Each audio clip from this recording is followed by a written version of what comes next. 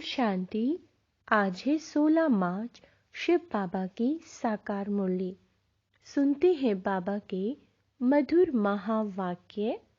आज बाबा कहते हैं, मीठे बच्चे, बाबा आया है तुम बच्चों की महफिल में। अभी तुम ज्ञान अमृत की महफिल मना रहे हो। तुम्हारी मुसाफरी अब पूरी हुई, वापस घर जाना है। प्रश्न है, अनेक प्रकार के तूफानों में याद को सहज बनाने की विधि क्या है? उत्तर, शरीर निर्वाह करते 5-10 मिनट भी, क्या कहा बाबा ने, 5-10 मिनट भी बुद्धि को शिव बाबा में लगाने की कोशिश करो। इस शरीर को भूलते जाओ। मैं अशरीरी आत्मा हूँ। पार्ट बजाने के लिए इस शरीर में आई हूँ। अब फिर अशरीरी बन घर जाना है। बाबा ने कहा, ऐसे ऐसे अपने साथ बातें करो। एक सत्य बाप के साथ बुद्धि का संग हो। दूसरी संग से अपनी संभाल करो तो याद सहज हो जाएगी। गीत है, आ गए दिल में तो। ओम शांति।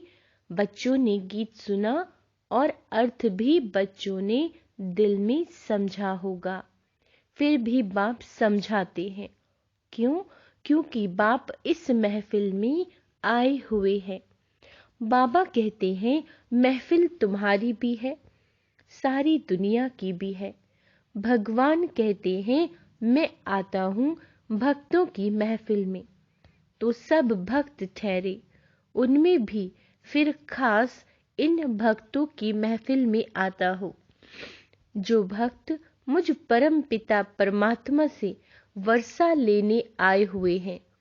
जिन आत्माओं की बुद्धि में अब परम पिता परमात्मा की याद है, उन्हों की महफिल में हाजिर हूँ।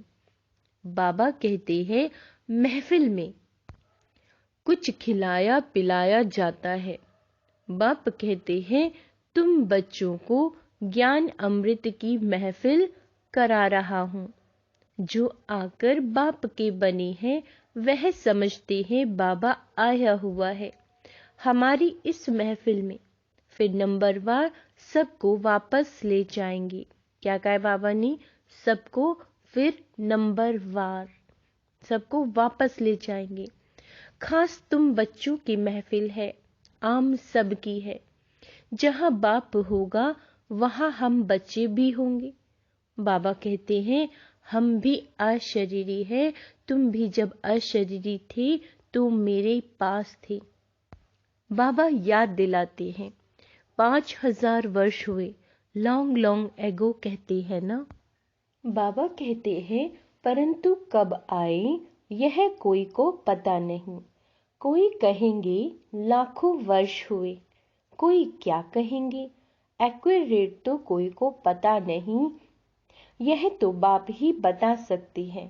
कहते हैं, बच्चे 5000 वर्ष पहले भी तुम बच्चों के पास इस महफिल में आया था।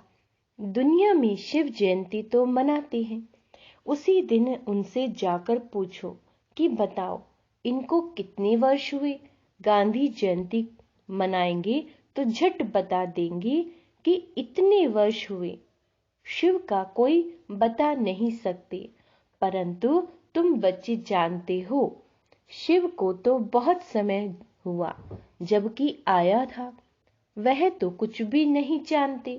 कहते हैं, जन्म मरण रहित है, नाम रूप से न्यारा है। तो फिर जयंती किसकी मनाते हो? तो नाम रूप से न्यारा हो नहीं सकता। जरूर भारत में ही आया था, तब तो जयंती मनाते हो ना। फिर नाम रूप से न्यारा बाबा कहते हैं, कैसे कहते हो? याद करते हो, परंतु वह कब आया था? याद करते हो, परंतु वो कब आया था? जरूर भक्ति के समय जब पूरा होगा, जब भक्ति का जो समय है, तब भगवान को घर बैठे आना पड़े। भगवान किस रूप में आते हैं ये कोई भी नहीं जानते। बड़ा चतुराई से कोई से पूछना है और फिर समझाना है। भगवान तो है निराकार, तुम उनकी पूजा करते हो, कहते हो हे परमात्मा, हे भगवान। उनको कोई देवता नहीं कहेंगे। देवताएं हैं ब्रह्मा, विष्णु, शंकर। कौन है देवताएं? ब्रह्मा, विष्णु और शंकर। तो इन चित्रों पर भी समझाना पड़े। तुम के शिव के मंदिर में जाएंगे तो उनसे पूछेंगे यह कब आए थे, कैसे आए। निराकारी दुनिया में तो बाबा कहते हैं सब आते हैं। परम पिता परमात्मा को पतित पावन कहते हैं। तो क्या किया? पतित को पावन कैसे बनाया? जरूर साकार में आकर मुख से समझाया होगा, कोई शिक्षा दी होगी। ऐसे ही तो कोई कह न सके। जरूर मनुष्य तन में ही आएंगे। बाबा कहते हैं भगवान आते हैं नई रचना रचने, तो जरूर कोई के तन में आया होगा। गाया हुआ है ब्रह्मा मुख से मनुष्य सृष्टि रची गई। ब्राह्मण सृष्टि नाम नहीं लिखा हुआ है। ब्रह्मा मुख कमल से मनुष्य रचे जाते हैं, तो जरूर ब्रह्मा के बच्चे ब्राह्मण ही होंगे। प्रजापिता ब्रह्मा ने तो जरूर ब्राह्मण ब्राह्मणियां रचे होंगे। सिर्फ मेल रचे तो वृद्धि कैसे हो? सिर्फ फीमेल रचे तो भी वृद्धि कैसे होगी? बाबा पूछते हैं। इसीलिए दोनों ही हैं ब्रह्मा कुमार और कुमारियां। बाबा कहते हैं नहीं तो ब्राह्मण संप्रदाय कैसे बने? परम पिता परमात्मा रचता बेशक है, ब्रह्मा द्वारा मनुष्य सृष्टि रची जाती है, तो जरूर ब्रह्मा तन में आना पड़ता होगा।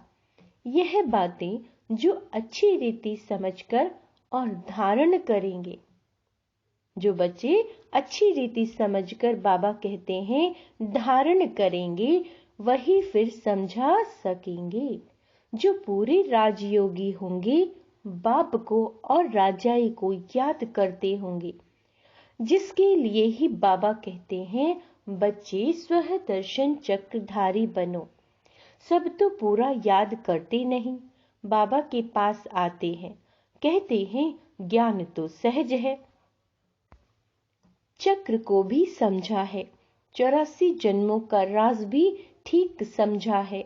84 जन्म तो जरूर लेने हैं, और जो पहले नंबर वाले हैं वही 84 जन्म लेंगे। यह तो सब ठीक है, परंतु क्या कहते हैं बाबा? परंतु याद में रहना है, यह बड़ा मुश्किल है। योग में अनेक प्रकार के तूफान आते हैं, उनको कैसे वश करें? उसका उपाय क्या है? कौन सा टाइम है जिसमें अच्छी रीति याद कर सके? तो बाबा ने समझाया यूं तो चलते फिरते उठते बैठते याद करो। अभी तुम यहाँ बैठे हो, हम तुमसे पूछते हैं स्त्री को याद करते हो? क्या कह रहे हैं बाबा? पूछ रहे हैं स्त्री को याद करते हो? अब नाम स्त्री का सुना और झट बुद्धि भागी स्त्री की तरफ। बुद्धि का काम हो गया ना? बुद्धि का काम हो गया ना?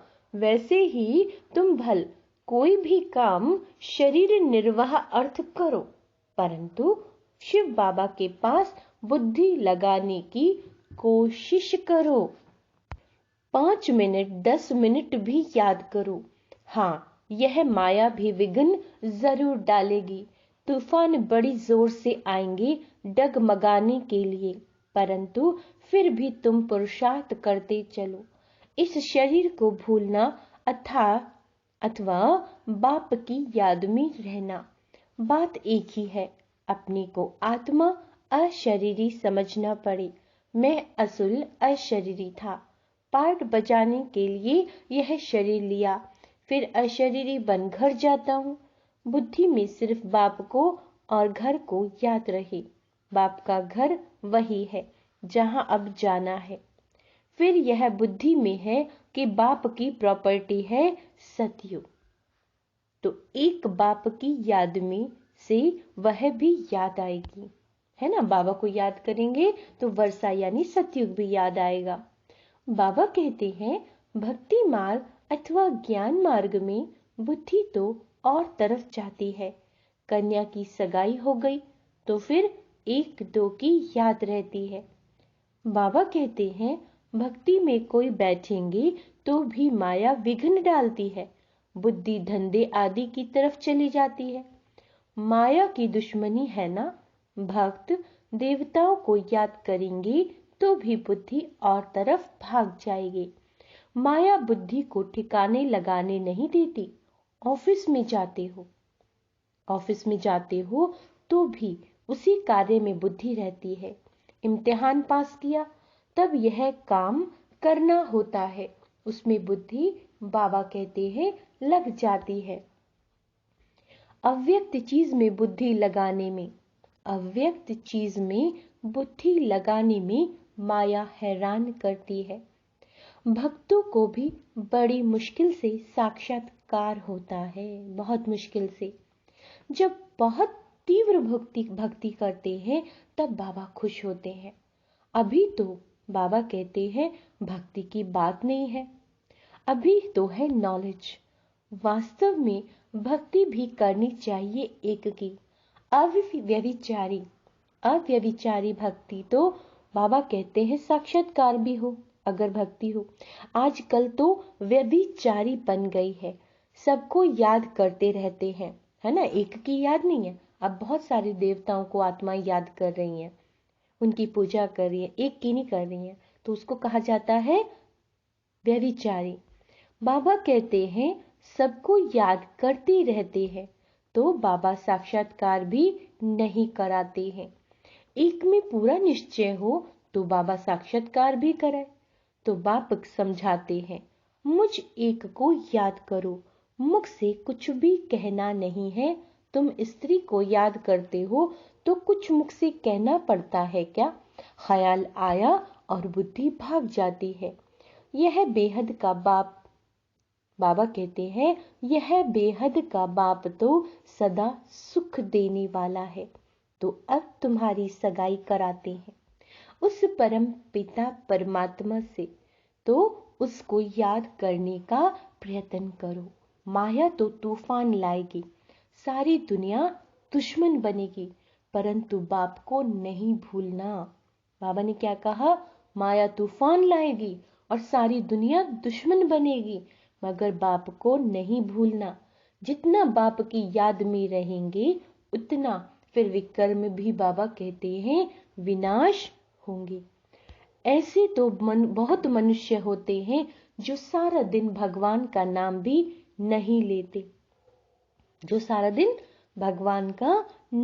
नहीं लेते, बहुत खराब संग होता है, इसीलिए गाया जाता है संग तारे कुसंग बोरे। सत परम पिता परमात्मा का संग ही पतित से पावन बनाएगा। अभी तो सारी दुनिया पतित है, उनको संग चाहिए पतित पावन का, तो जरूर उनको यहाँ साकार में आना पड़े। सत्य है ही एक, सत्य की महफिल में तुम बैठे हो, जानते हो हम आत्माओं का संग अब परम पिता परमात्मा के साथ है। बाप कहते हैं मेरी याद से तुम्हारे विकर्म विनाश होंगे। अच्छा संग होगा तो मुरली सुनेंगे, बुद्धि योग एक बाप के साथ लगा रहेगा, तो ऐसा संग तारेगा और पावन बनाएगा। पावन बनने बिगर उनके पास कोई जा नहीं सकते, शिव बाबा के पास। बाबा खुद ही सिखलाते हैं मेरे साथ कैसे योग लगाओ, पढ़ाने के लिए खुद आकर सम्मुख होते हैं। बुद्धि का योग और संग तोड़ एक संग जोड़ना। क्या कहा है बाबा ने, बुद्धि का योग और संग से तोड़कर एक शिव बाबा के साथ जोड़ना, तब विकर्म विनाश होंगे और कोई उपाय है ही नहीं। बाबा कहते हैं पावन दुनिया है स्वर्ग, वहां के सुख अपार हैं। ऐसे नहीं, वहां भी दुख है, दैत्य है। वहां तो दुख का नामो निशान नहीं रहता। सो भी, क्या कहा बाबा ने, सो भी 21 जन्मों के लिए। बाप तो यहाँ आकर पढ़ाते हैं भगवानुवाच्य, हम तुमको राजाओं का राजा बनने सहज राजयोग सिखाता हूँ। मनुष्यों की बुद्धि में तो श्री कृष्ण का ही चित्र आ जाता है। तुम्हारी बुद्धि में है, क्या बुद्धि में है कि हमको पढ़ाने वाला शिव बाबा है, जो ही ज्ञान का सागर है। वही तुम बच्चों को नॉलेज दे रहे हैं। यह है स्व दर्शन चक्रधारी, त्रिकालदर्शी बनना। त्रिकालदर्शी माना तीनों कालों को जानना। ठीक है, मूल वतन, सूक्ष्म वतन और स्थूल वतन को भी बाबा कहते हैं तुम जानते हो।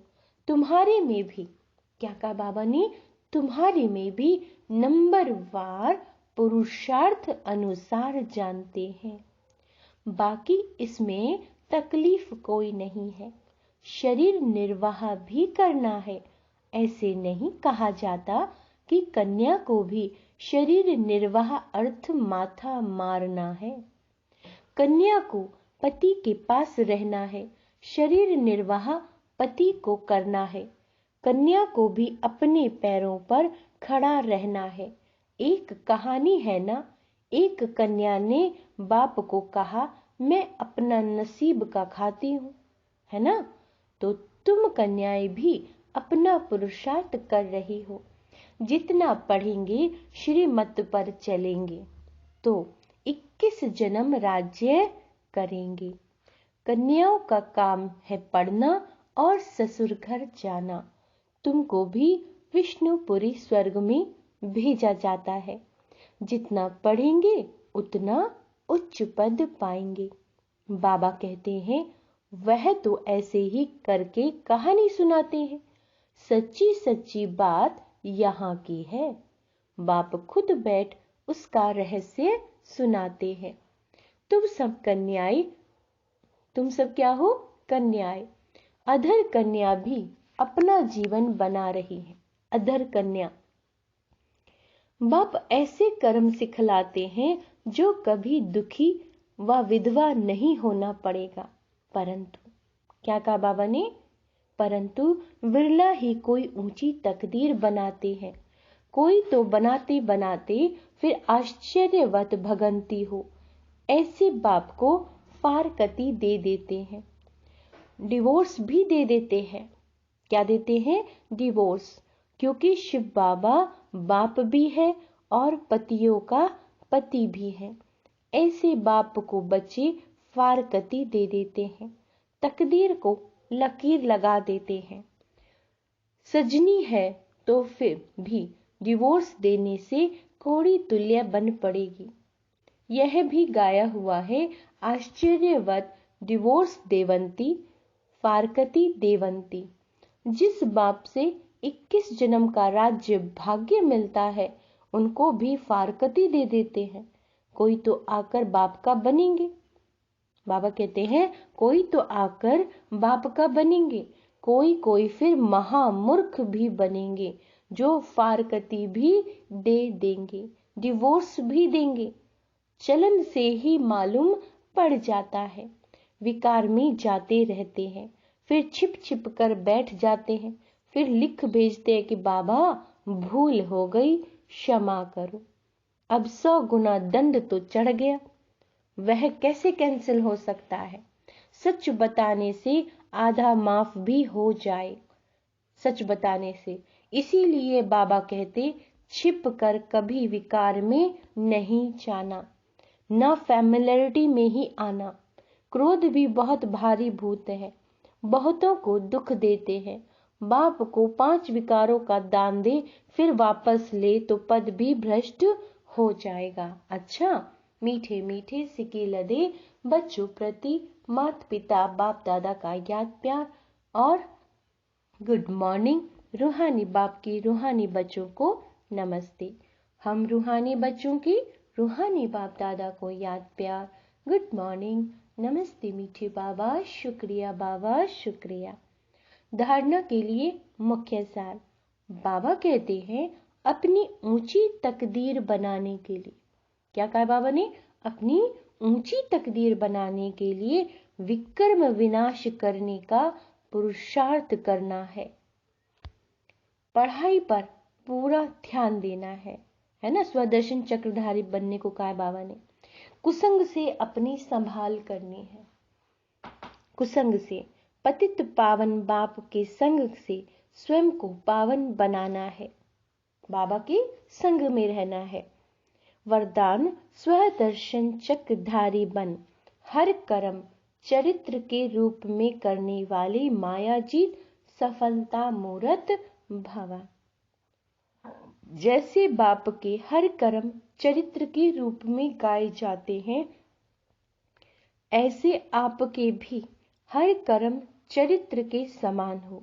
जो बाप के समान स्वदर्शन चक्रधारी बने हैं, उनसे कभी भी साधारण कर्म नहीं हो सकते। स्वदर्शन चक्रधारी की निशानी ही है सफलता स्वरूप। जो भी कार्य करेंगे उसमें सफलता समाई हुई है।